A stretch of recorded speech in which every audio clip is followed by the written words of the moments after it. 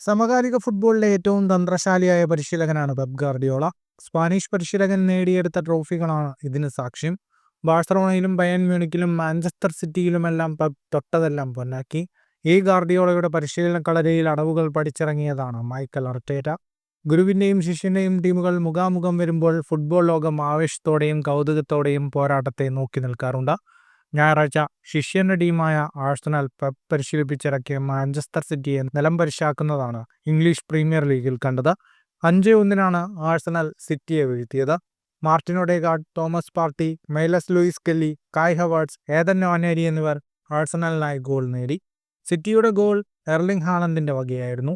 24 കളിയിൽ 50 പോയിന്റുമായി ആഴ്സണൽ ലീഗിൽ രണ്ടാമതുണ്ട്. 41 പോയിന്റുള്ള സിറ്റി 4-ാം സ്ഥാനത്താണ്.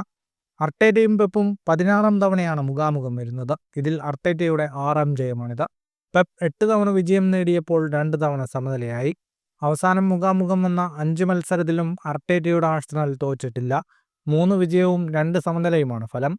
ഇത്തവണത്തേത് ആശാനെതിരെ ശിഷ്യൻ നേടുന്ന ഏറ്റവും വലിയ വിജയമാണെന്ന പ്രത്യേകതയുമുണ്ട്. ഫുട്ബോൾ ലോകത്തെ കൂടുതൽ വാർത്തകൾക്കും വിശേഷങ്ങൾക്കുമായി സ്പോർട്സ് കഫേ സബ്സ്ക്രൈബ് ചെയ്യുക.